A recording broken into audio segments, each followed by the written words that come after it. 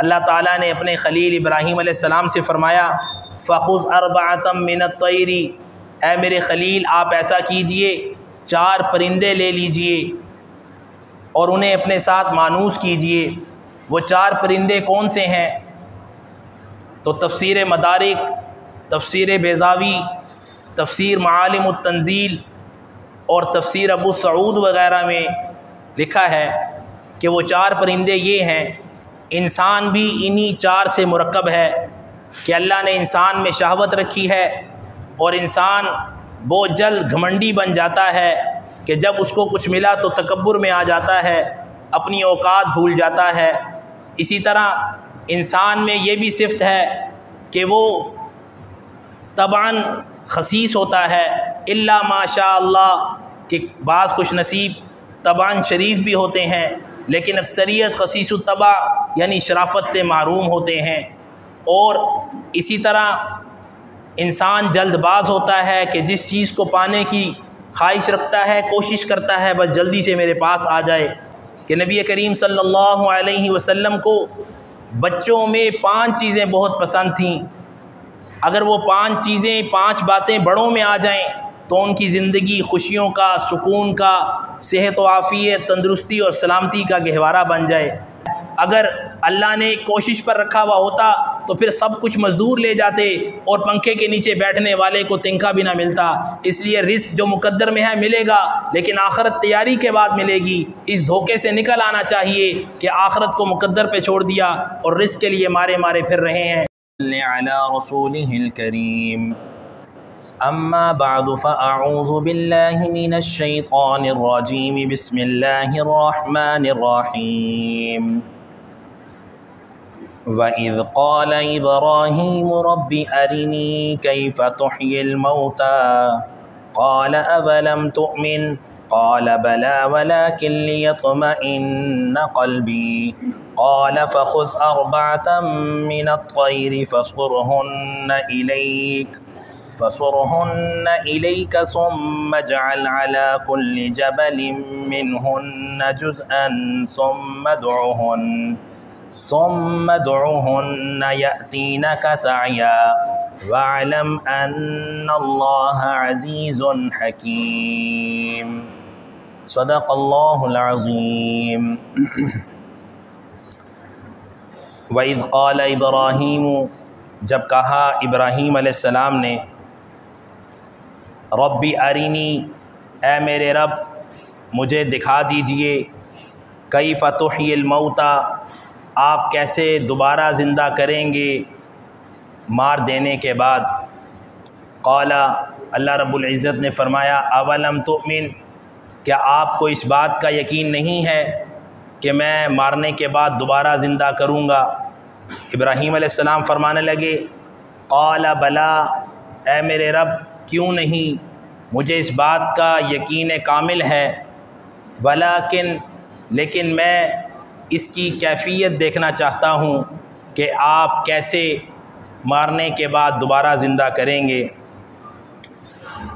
फ़रमाया क्यों देखना चाहते हैं? फ़रमाने लगे, लियत्मइन्न क़ल्बी, ताकि मेरे दिल को इत्मीनान हो जाए, मुझे तसल्ली हो जाए, मैं देख लूँ कि कैसे आप दोबारा ज़िंदा करेंगे। क़ाला, अल्लाह रब्बुल इज़्ज़त ने फ़रमाया, फ़ख़ुज़ अर्बअतम मिनत तैरि, ऐ मेरे खलील आप 4 परिंदे ले लीजिए, फ़सुरहुन्ना, फिर उन्हें इलैका अपने साथ मानूस कर लीजिए, सुम्मा इजअल अला कुल्लि जबलिन मिनहुन्ना, फिर उन्हें ज़िबह करके उनके गोश्त को एक साथ इकट्ठा करके, यानी उनको टुकड़े टुकड़े करके मुख्तलिफ़ पहाड़ों पर रख दें।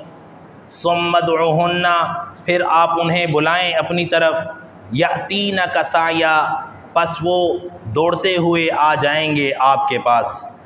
वालम, और जान लो, अन्नल्लाह, बेशक अल्लाह ताला, अज़ीज़ुन, गालिब हैं, हकीम, हिकमत वाले हैं।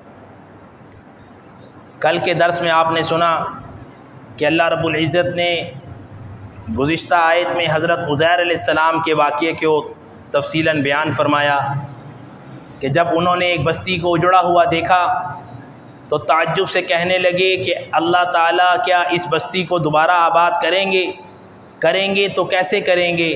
फिर अल्लाह ताला ने उन्हें 100 साल तक मौत की हालत में रखा, फिर 100 साल बाद दोबारा ज़िंदा किया और फिर जो उनके पास चीज़ें थीं उन्हीं से उनका मुशाहदा करवाया कि अल्लाह ताला कैसे दोबारा ज़िंदा करेंगे, जिसकी तफसील आप कल के दर्स में सुन चुके हैं।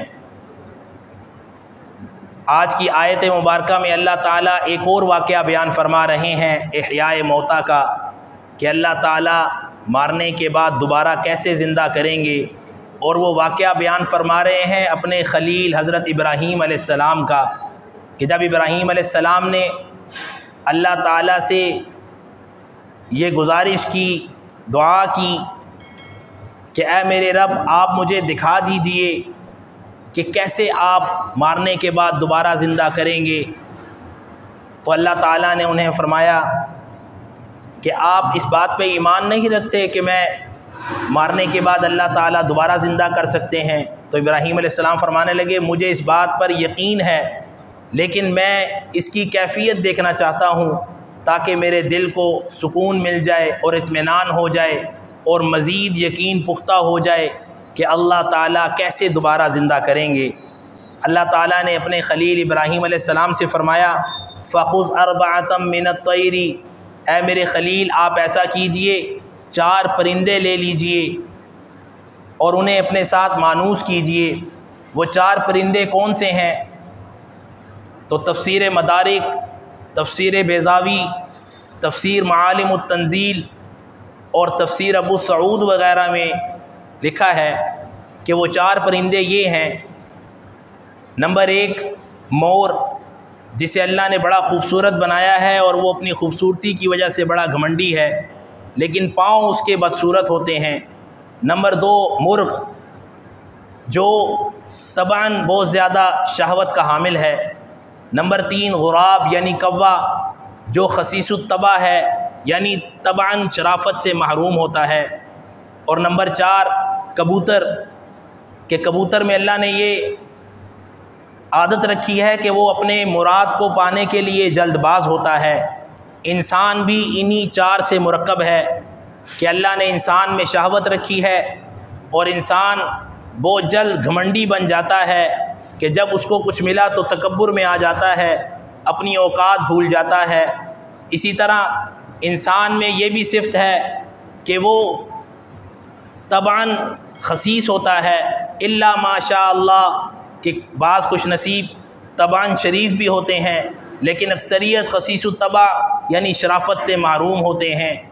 और इसी तरह इंसान जल्दबाज होता है कि जिस चीज़ को पाने की ख्वाहिश रखता है, कोशिश करता है बस जल्दी से मेरे पास आ जाए। तो अल्लाह ताला ने ये चारों इंसान के अंदर भी तबान मिजाजन ये चीज़ें रखी हैं। हदीस मुबारका में आता है कि नबी करीम सल्लल्लाहु अलैहि वसल्लम को बच्चों में 5 चीज़ें बहुत पसंद थीं। अगर वो 5 चीज़ें, 5 बातें बड़ों में आ जाएं तो उनकी ज़िंदगी खुशियों का, सुकून का, सेहत व आफ़ियत, तंदुरुस्ती और सलामती का गहवारा बन जाए। वो 5 बातें कौन सी हैं? फरमाया पहली बात कि वो रोते हैं और रो कर अपनी बात मनवा लेते हैं। दूसरी बात कि वो मट्टी में खेलते हैं और गुरूर और तकब्बुर को दफन कर देते हैं। और तीसरी बात झगड़ते हैं और झगड़ा करने के बाद सुलह कर लेते हैं और अपने दिल में कीना, हसद और बुग़्ज़ नहीं रखते। नंबर 4 जो चीज़ मिलती है उसे खुशी से कबूल कर लेते हैं, खा लेते हैं। ज़ख़ीरा करने की और जमा करने की उनके अंदर आदत नहीं होती। और नंबर 5 कि वो मट्टी के घर बनाते हैं और खेलने के बाद उन्हें तोड़ देते हैं और अपने अमल से ये पैगाम देते हैं कि दुनिया बाकी रखने वाली नहीं है और ना ही ये दुनिया बाकी रहने वाली है। फरमाया अगर ये 5 बातें बड़ों में आ जाएं कि जब अल्लाह से मांगे तो रो कर मांगें और तब तक ना अपना मांगना बंद करें कि जब तक अल्लाह को राज़ी ना कर लें और अपनी बात मनवा ना लें और जो चीज़ चाहते हैं वो हासिल ना कर लें।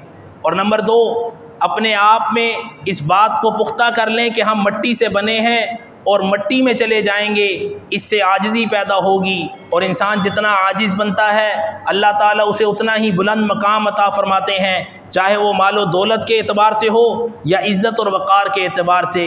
और फिर अगर वो अव्वल तो झगड़े की नौबत ही ना आने दें, लेकिन अगर कभी झगड़ा हो जाए तो सामने वाले से फ़ौरन सुलह कर लें, माफ़ी तलाफ़ी कर लें और दिल में कीना, बुग़्ज़ और हसद ना रखें, तो यकीन जानिए हमारा मुआशरा खूबसूरती का एक मंज़र पेश करेगा और मोहब्बतों की खुशबुएँ बखेरेगा।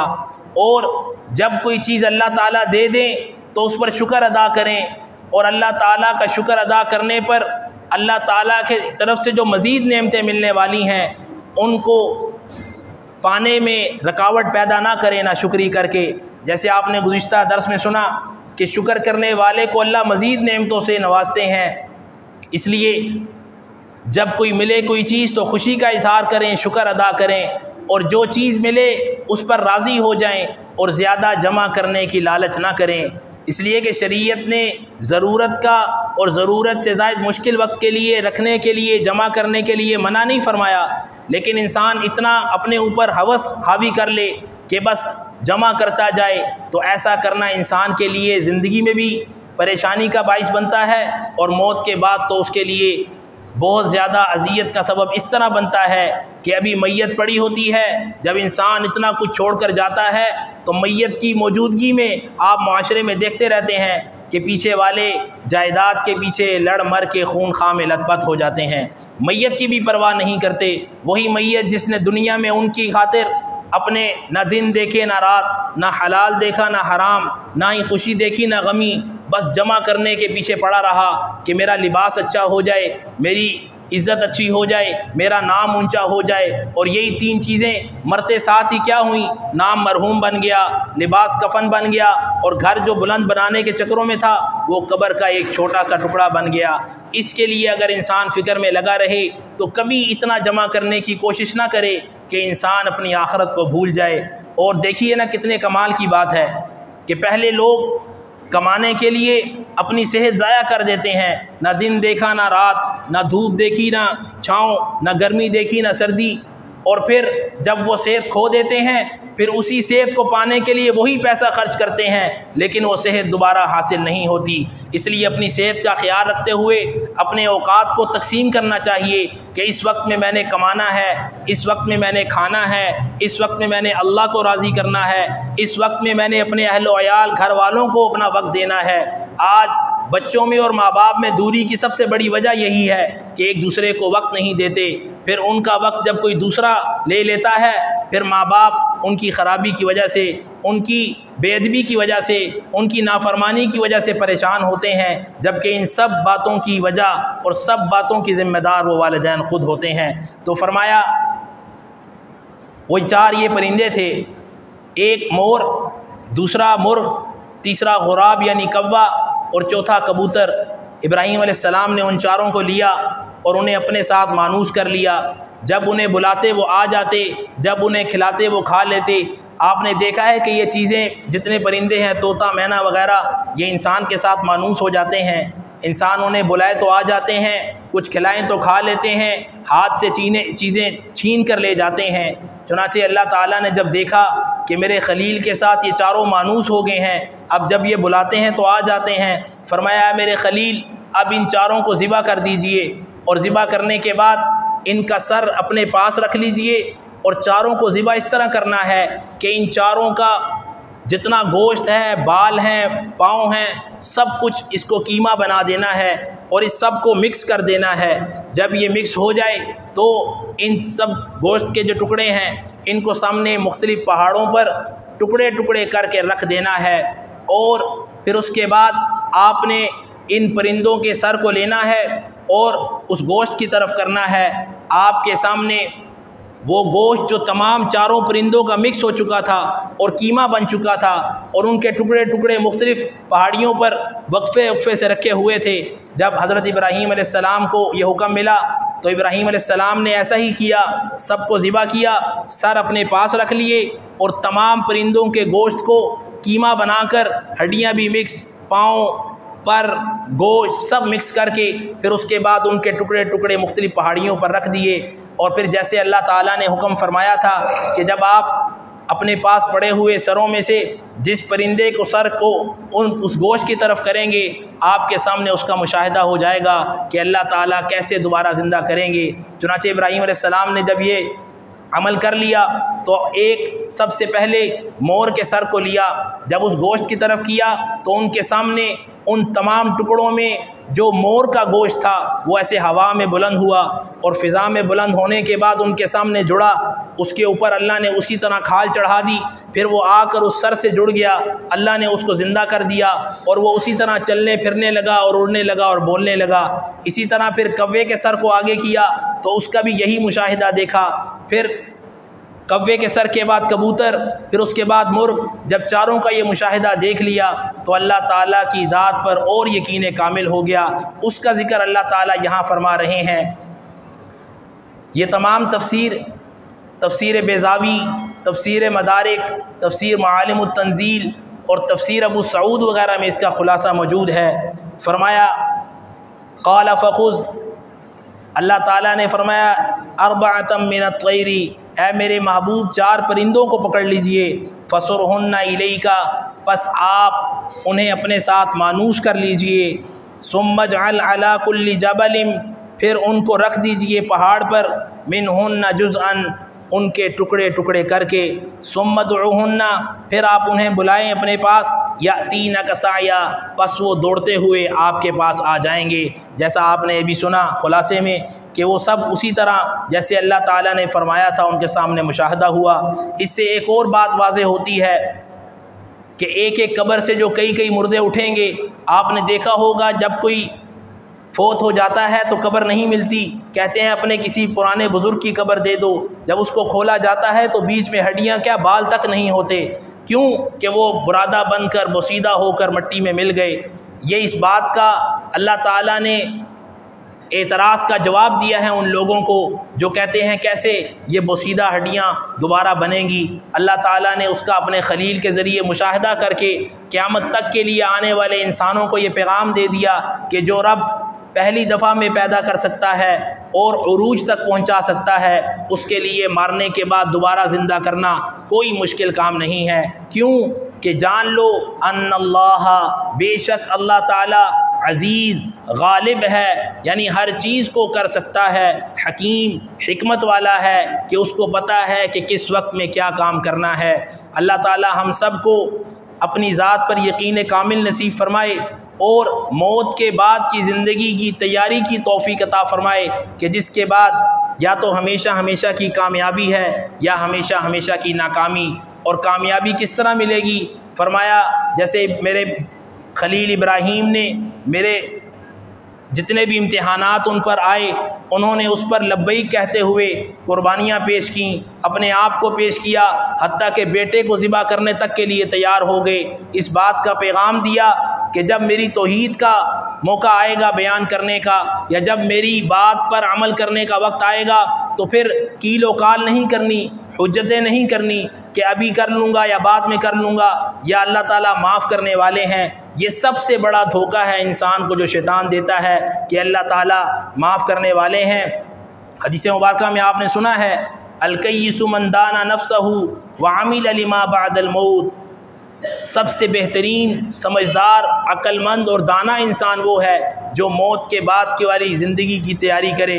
वल आजिज़ु मन अत्बअ नफ्सहु हवाहा, बेवकूफ़, नादान, कम अकल है वो जो धोखे में पड़ा रहे, अपनी ख्वाहिशात में पड़ा रहे और कहे वल आजिज़ु मन अत्बअ नफ्सहु हवाहा व तमन्ना अलल्लाह, और अल्लाह से उम्मीदें बांधे कि अल्लाह गफ़ूरुर रहीम है, माफ़ कर देगा। ऐसा नहीं होगा, ये शैतान का धोखा है। अगर ऐसा ही होता तो फिर कोई भी अपने घर से निकल कर रोज़ी तलाश करने बाहर न जाता, कहता अल्लाह राज़िक है, घर में रिस्क भेज देगा। आज तक कभी सुना है कि किसी को अल्लाह ने बग़ैर मुशक्क़त के, बग़ैर किसी सबब के घर में रिस्क भेज दिया हो? अल्लाह की तरफ से कोई आ जाए तो वो एक अल्लाह की रहमत होती है, लेकिन रोज़मर्रा ऐसा नहीं होता। ये इस बात की दलील है कि जो कहते हैं कि अल्लाह गफ़ूरुर रहीम है, वो पहले इस बात को गौर करें कि जब रिज़्क़ राज़िक होने के बावजूद अल्लाह कोशिश के बाद देते हैं तो फिर अल्लाह माफ़ भी तब करेंगे जब इंसान नेकियां करता रहा, गुनाहों में अनजाने में मुब्तला रहा, लेकिन अल्लाह गफूरुर रहीम है। ईमान होगा तो माफ़ भी कर दिया जाएगा। और ईमान की जो कैफियत है वो कल आपके सामने बयान की कि कितनी ज़रूरी है। इस बात को जहन नशीन कर लेना चाहिए कि अल्लाह ताला ने हमें दुनिया में जो भेजा है वो आखिरत की तैयारी के लिए भेजा है। हम कितने अजीब हैं, अल्लाह ने रिस्क को अपनी तरफ ज़िम्मा लिया है कि मैं ये अता करूँगा, और आखिरत की तैयारी के ज़िम्मा इंसान के लिए लगाया है कि आपने आखिरत की तैयारी के लिए मशक्क़त करनी है, कोशिश करनी है। रिस्क मैं आपको अता फ़रमाऊँगा, लेकिन इंसान इतना अजीब है कि उसने आखिरत को मुक़द्दर पर छोड़ दिया और रिस्क की तलाश में दुनिया में मारा मारा फिर रहा है, जबकि अल्लाह ने रिस्क को अपने ज़िम्मे लिया है और आखिरत को तैयारी के लिए दुनिया में भेजा है। कहा कि रिस्क मुक़द्दर में जो मैं दूंगा, जैसे आपने गुज़िश्ता दुरूस में सुना कि बाज़ को मेहनत ज़्यादा होने के बावजूद कम मिलता है और बाज़ को कम मेहनत होने के बावजूद अल्लाह ताला ज़्यादा देते हैं। क्या मतलब? उनके मुक़द्दर में अल्लाह ने ज़्यादा लिखा है। अगर अल्लाह ने कोशिश पर रखा हुआ होता तो फिर सब कुछ मज़दूर ले जाते और पंखे के नीचे बैठने वाले को तिनका भी ना मिलता। इसलिए रिस्क जो मुक़द्दर में है मिलेगा, लेकिन आखिरत तैयारी के बाद मिलेगी। इस धोखे से निकल आना चाहिए कि आखिरत को मुक़द्दर पे छोड़ दिया और रिस्क के लिए मारे मारे फिर रहे हैं। अल्लाह ताला हम सब को अमल की तौफ़ीक़ अता फ़रमाए और अपनी प्यारे पैगम्बर अलैहिस्सलाम की तालीमात की रोशनी में ज़िंदगी गुजारने की और आखिरत को संवारने की तौफ़ीक़, फ़िक्र और सआदत अता फ़रमाए। जो कुछ कहा सुना गया अल्लाह ताला अमल की तौफ़ीक़ अता फ़रमाए और दूसरों के साथ इसका मुज़ाकरा करने की तौफ़ीक़ अता फ़रमाए। आमीन या रब्बल आलमीन। बिस्मिल्लाहिर्रहमानिर्रहीम। अल्हम्दुलिल्लाहि रब्बिल आलमीन वल आक़िबतु लिल मुत्तक़ीन वस्सलातु वस्सलामु अला मुहम्मदिन व आलिहि व अस्हाबिहि अजमाइन। या रब्ब करीम, तेरी दी हुई तौफ़ीक़ से जो कहा सुना गया उसको अपनी बारगाह में कबूल फ़रमा। हम सब को ता ज़िंदगी इस पर अमल करते हुए गुजारने की तौफ़ीक़ अता फ़रमा। कलाम अज़ीज़ की रहमतें बरकतें हम सब की ज़िंदगियों में शामिल फ़रमा। हमारा यहाँ बैठना कबूल फ़रमा। इस अमल खैर की बरकत से परेशान हालों की परेशानियों को दूर फ़रमा, मुश्किलात को आसान फ़रमा, मसाइल को हल फ़रमा, मसाइब से नजात अता फ़रमा, रिज़्क़ हलाल तय्यब वसी अता फ़रमा, सब के नेक मक़ासिद को कामयाबी अता फ़रमा। हमारे तमाम बीमारों को शिफ़ाए कामिला आजिला नसीब फ़रमा। इसकी बरकत से हाज़रीन में से जो बीमार हैं या जिसको जो भी मसला है सबको शिफ़ाए कामिला आजिला मुस्तमिर्रा अता फ़रमा। हमारे तमाम मरहूमीन की मग़फ़रत फ़रमा। इस अमल खैर को उनके लिए सदक़ाए जारिया बना। या रब्ब करीम, इस अमल खैर की तमाम बहारें, खुशबुएँ और इसकी बरकतें हमारी ज़िंदगियों में, हमारे अहल व अयाल की ज़िंदगी में, हमारे घर बार में, कारोबार में, इलाके में, शहर में, मुल्क में, पूरे आलम में फैला और उम्मत मुस्लिमा को इत्तिहाद और यकजहती अता फ़रमा। सुब्हान रब्बिका रब्बिल इज़्ज़ति अम्मा यसिफ़ून व सलामुन अलल मुरसलीन वल्हम्दुलिल्लाहि रब्बिल आलमीन।